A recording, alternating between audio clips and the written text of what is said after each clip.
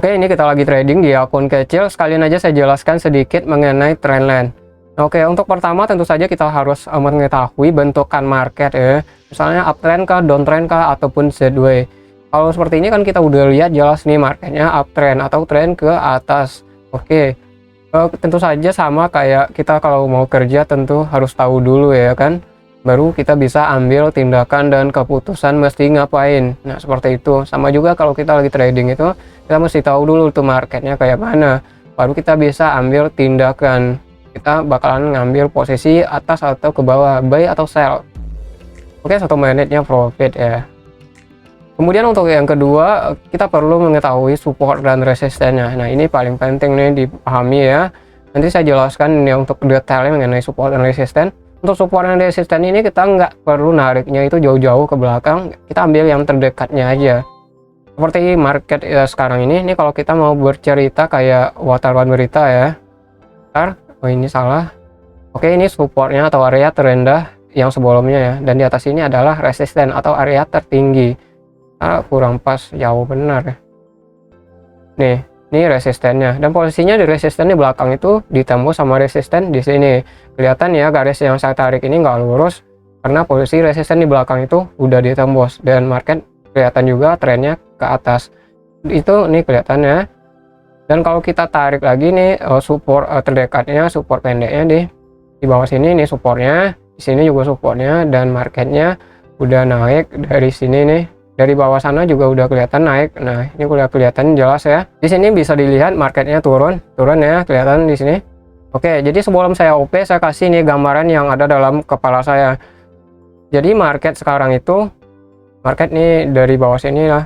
Kita marketnya naik, kemudian turun, kemudian naik lagi, kemudian turun, kemudian naik lagi, kemudian di sini dia turun lagi dan bakalan naik lagi. Jadi kurang lebih gambaran yang ada dalam kepala saya sekarang seperti itu.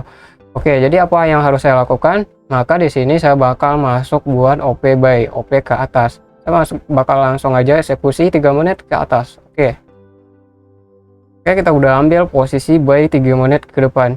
Jadi kalau kita trading dengan trendline kurang lebih seperti itu. Kita melihat marketnya seperti apa. Kemudian ketika kita mendapatkan kesempatan buat masuk open posisi, kita masuk open posisi. Jadi buat teman-teman nanti kalau bisa menguasai konsep trendline ini, yang saya bagikan itu beberapa konsep, jadi bisa dipahami dan nanti bisa disesuaikan sendiri untuk pengembangannya sendiri. Jadi yang perlu diperhatikan berikutnya adalah jenis pola candle. Jadi cukup 2 jenis pola candle, nggak banyak-banyak, nggak perlu banyak-banyak dulu karena bakalan bikin kita pusing. Jadi 2 pola ini aja dulu. Yang pertama adalah pola hammer, kemudian yang kedua adalah doji. Oke, jelas ya, hammer dan doji. Nanti saya jelaskan bentukannya untuk detailnya nanti di grup ya untuk hammer itu. Oke, untuk hammer itu ini pas saya OP itu udah kelihatan itu adalah hammer pas kita ngambil buy itu. Jadi kemudian nanti ketika market kan di sini posisinya tren atas ya. Kemudian ketika marketnya turun ataupun koreksi seperti ini, kalau kita trendline ya kurang lebihnya seperti ini. Kalau kita trendline kurang lebihnya seperti ini, seperti kita scalping. Seperti layaknya kita scalping. Market naik, kemudian koreksi, turun, naik lagi, turun, naik lagi, turun. Nah, jadi di antara dia naik turun itu kita masuk buat OP ke atas. Kurang lebihnya seperti itu kalau kita trendline. Nah, jadi yang perlu diperhatikan ketika dia turun seperti tadi, maka perhatikan 2 jenis pola itu aja, yaitu hammer dan doji. Cukup itu aja dulu, nggak usah banyak-banyak. Jadi selanjutnya nanti teman-teman trading itu ya sesuai arah trennya. Seperti sekarang kan arah trennya atas ya.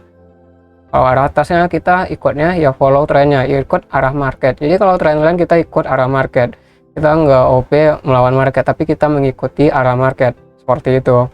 Jadi kalau marketnya tren ke atas, kita maka bakal masuk buat atas juga. Cara ngambilnya ketika market itu mengalami koreksi seperti sekarang ini tadi. Ketika dia turun untuk koreksi, kan tadi udah saya jelaskan market naik turun ya. Jadi ketika dia koreksi turun, kita masuk buat ke atas 3 menit. Nanti kalau bisa kuasai ini, teman-teman bisa keluar masuk market itu 3 menit ataupun 2 menit ataupun di durasi yang lebih tinggi. Nah di sini biasanya saya lebih senang kalau untuk trading ini 3 menit dengan durasi 3 menit.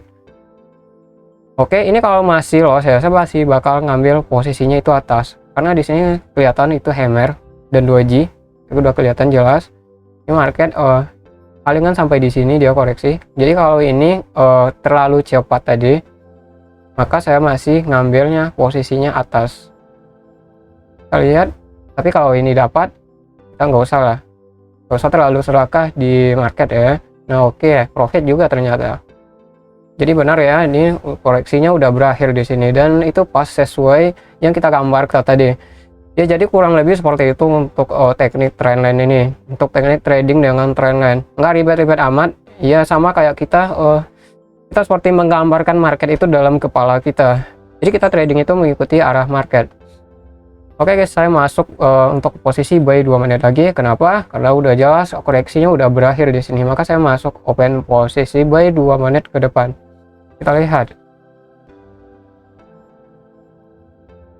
Begitupun kalau posisinya itu market downtrend. Ketika market downtrend, kita masuknya itu yang bagus masuk ketika market koreksi ke atas ya. Kemudian kita masuk sell ke bawah. Jadi kita mengikuti arah market aja. Sebenarnya kita tetap bisa ngambil ketika dia koreksi seperti sebelumnya tadi itu. Kita bisa ngambil sell di antara tren naik. Cuman perlu dipertimbangkan ya kalau ketika kita itu mengambil posisi lawan arah. Oke, kita lihat ini 2 menitnya. Ya jadi inti strategi trendline itu ya kita mengikuti bentukan market aja. Kalau market atas ya kita masuknya buat atas saja, itu akan lebih safety buat kita trading. Cara ngambilnya itu ya seperti yang saya lakukan tadi. Ketika dia koreksi maka kita masuk buat ke atas kalau trennya atas. Kalau tren bawah ya kita ambilnya bawah ketika dia mengalami koreksi. Jadi nggak usah lah ribet-ribet amat. Kemudian teman-teman cukup lihat aja 2 jenis pola tadi. Nggak usah banyak-banyak dulu belajar pola karena bakalan pusing sendiri dan ruwet sendiri nanti. Mending sedikit tapi lebih dipahami. Nah kemudian berikutnya ya mengenai support dan resisten tadi. Di sini kan di posisinya sekarang itu dia kan udah membentuk resisten baru di belakang situ ya. Jadi yang diperhatikan di sini itu adalah resisten di belakang itu bakalan ditembus atau enggak. Kita lihat dia bakalan nembus resisten di belakang atau enggak. Kalau misalnya ditembus ke belakang, maka fix saya bakal ngambil posisi ke atas lagi. Oke, 2 menitnya dapat juga profit tuh. Jadi kalau kita lihat nih marketnya cenderung nggak menembus resisten di belakang tuh, nggak ditembus kelihatan. Ini dia membentuk hammer lagi di sini tuh, bisa dilihat ya teman-teman, dia membentuk hammer itu. Ini doji. Jadi kalau seperti ini ya dia posisinya nggak menembus resisten juga dan udah membentuk hammer dan doji lagi. Itu resistennya di atas ya nggak ditembus kelihatan. Jadi kalau gini saya bakal coba masuk sell. Kenapa saya masuk sell? Karena dia nggak menembus resisten, jadi saya bakal masuk buat posisi sell.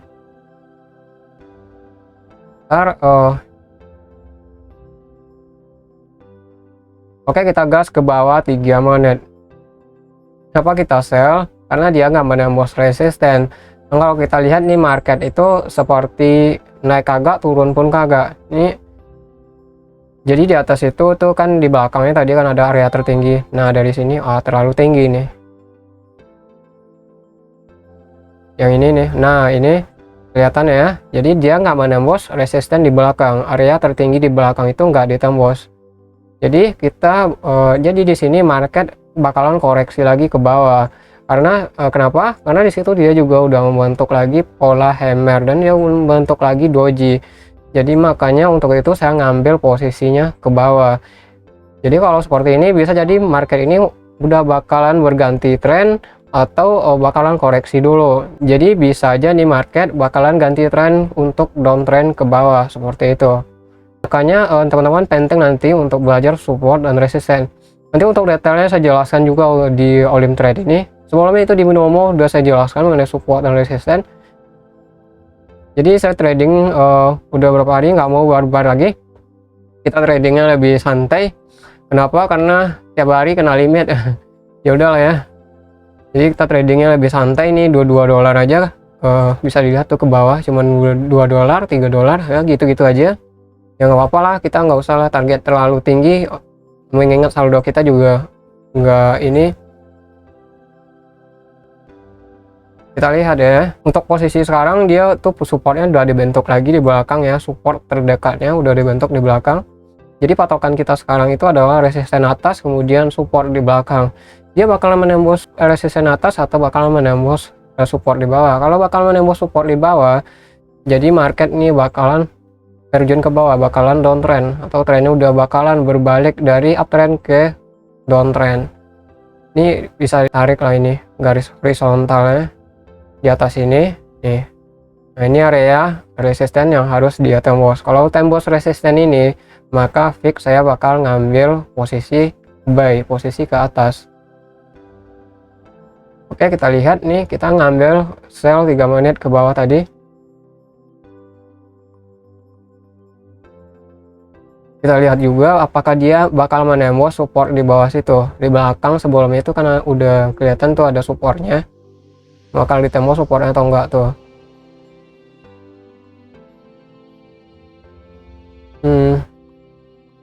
Oke ya, 3 menit sellnya kita profit juga sesuai seperti yang kita gambarkan. Dan seperti yang saya jelaskan, ketika adanya terjadinya pola-pola yang saya sebutkan tadi, yaitu cukup doji dan hammer aja, dua itu aja dulu kalau menggunakan trendline. Ini asetnya udah 72%. Oke lah, ini profit ya, 3 menit tadi. Ini buy nya juga profit ya. Oke, kurang lebih seperti itu untuk trading dengan strategi trendline secara simpel dan sederhananya. Ini kita baru bahas sedikit aja, belum lebih jauh. Ini baru awalan sedikit sebagai contohnya kalau kita trading dengan teknik trendline ini.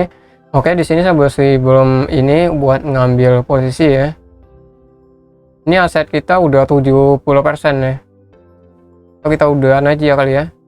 Ini di bawah sini berarti dia mau untuk support barunya. Supportnya nih posisinya support di belakang nggak ditembus. Jadi kalau market kayak gini ya, sini saya kasih gambarannya yang ada dalam kepala saya kurang lebih akan seperti ini.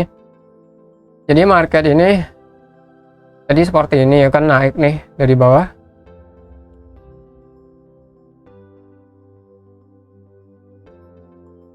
Ini market naik ya, seperti itu. Kemudian dia turun, kemudian naik, kemudian turun, kemudian naik, kemudian turun. Jadi kurang lebih sekarang ini dia memasuki posisinya itu adalah sideways. Jadi market sekarang ini dia posisinya udah sideways. Dari tren naik kemudian dia udah berganti posisi ke sideways seperti ini nih.